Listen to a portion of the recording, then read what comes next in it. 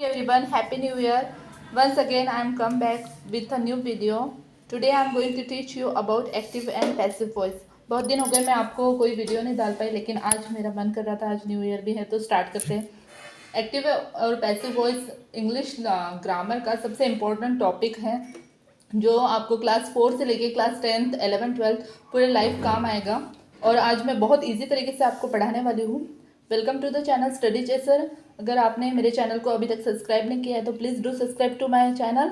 और इस चैनल में मैं आपको बहुत ही ईजी तरीके से इंग्लिश पढ़ाती हूँ, इंग्लिश ग्रामर पढ़ाती हूँ। तो देखते हैं आज एक्टिव और पैसिव वॉइस। द वर्ड, सबसे पहले अगर आपको एक्टिव और पैसिव वॉइस अगर आपको करना है, एक्टिव टू पैसिव कैसे करना है, तो आपको टेंस पता होने चाहिए, टेंस आपको पहचानते आने चाहिए। उसके बाद आपको सब्जेक्ट क्या होता है, वर्ब क्या होता है, ऑब्जेक्ट क्या होता है, इसके बारे में अच्छे से नॉलेज होनी चाहिए। तो आपको थोड़ा सा मैं रफली समझा दे रही हूँ शॉर्टकट में। देखिए, सब्जेक्ट जो होता है वो होता है एक ऐसा वर्ड या ऐसा ग्रुप जो कुछ बोल रहा है, जो कुछ एक्शन कर रहा है, वो डूअर भी कहलाते हैं। उसके बाद verb, verb is an action. Verb जो होता है वो एक एक्शन होती है, जो भी हम एक्शन करते हैं उसे हम वर्ब कहते हैं।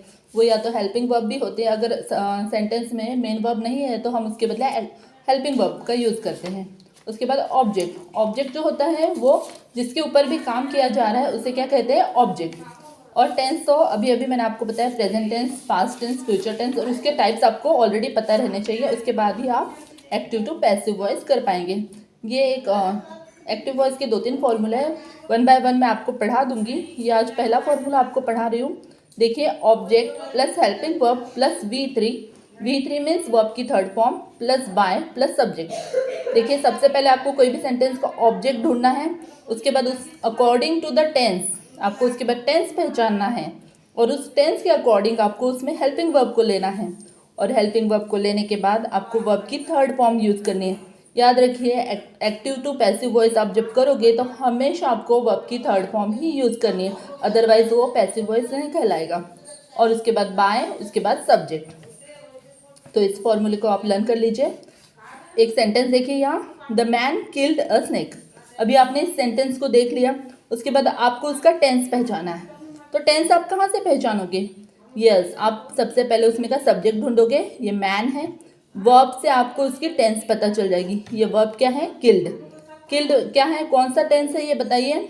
ईडी लगा हुआ है, मीन्स ये पास्ट टेंस है और सिंपल पास्ट टेंस है। The man killed a snake. तो देखिए, स्नेक क्या है, ऑब्जेक्ट है।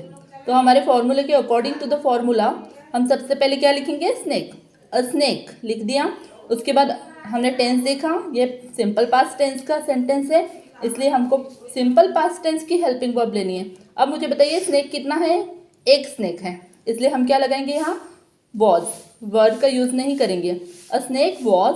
अब किल्ड का थर्ड फॉर्म किल्ड, किल्ड का थर्ड फॉर्म किल्ड होता है। तो अ स्नेक वॉज किल्ड। आगे फॉर्मूले में क्या है, बाय लिखना है, उसके बाद subject the man. A snake was killed by the man. समझ गए? एक्टिव टू पैसिव जब हम करते हैं उसका मीनिंग सेम रहना चाहिए, बस उसमें हम लोग जो पैसिव में करते हैं तो हम ऑब्जेक्ट को ज़्यादा वैल्यू देते हैं। इसमें सब्जेक्ट पैसिव होता है, इसलिए इसको क्या कहते हैं, पैसिव वॉइस। और इसमें सब्जेक्ट एक्टिव होता है, इसलिए इसे कहते हैं एक्टिव वॉइस। अब देखिए, एक सेकंड सेंटेंस मैं आपको एग्जांपल के लिए दे रही हूँ, इसको आप भी कोशिश करिएगा आपसे बनता है क्या। Ram writes a story. अब मुझे सबसे पहले बताइए, इसका टेंस पहचानिए। राम राइट्स अ स्टोरी, हमने इस सेंटेंस को पढ़ लिया। कौन सा टेंस का सेंटेंस है? ये टेंस है, ये है एस लगा हुआ है, मीन्स सिंपल प्रेजेंट टेंस है ना।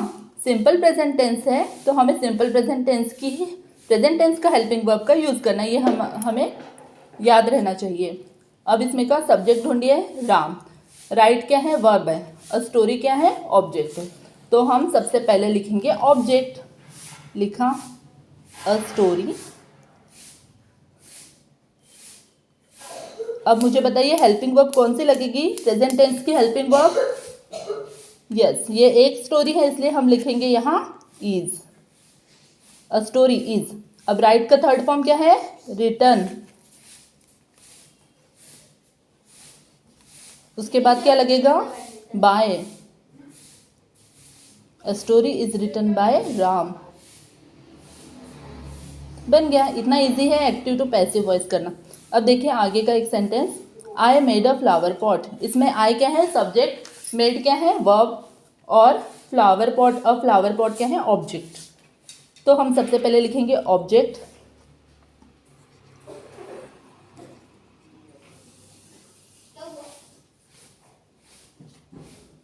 उसके बाद लिखेंगे हेल्पिंग वर्ब। मेड का हेल्पिंग वर्ब क्या है? सॉरी, ये इसका टेंस पहचानिए। टेंस कौन सा है? ये पास्ट टेंस का सेंटेंस है, और पास्ट टेंस में 2 ही हेल्पिंग वर्ब आती है, वॉज और वर। तो फ्लावर पॉट कितना है? 1 है, इसलिए क्या लगेगा? वॉज। अब फ्लावर पॉट वॉज। मेड का थर्ड फॉर्म क्या है? मेक, मेड, मेड, है ना। तो थर्ड फॉर्म भी मेड ही है, तो जैसे कि वैसे लिख दिया। उसके बाद क्या लगाएंगे? बाय। उसके बाद क्या लिखेंगे? आई का क्या हो जाएगा? मी। ऐसे यहाँ चेंजेस होते हैं, सब्जेक्ट का चेंजेस भी हमें करना पड़ता है। वो सारे रूल्स मैं आपको धीरे धीरे सिखा दूंगी। अगर आपको ऐसे ही मेरे थ्रू ग्रामर सीखना है तो please do subscribe to my channel and press the bell icon. Thank you.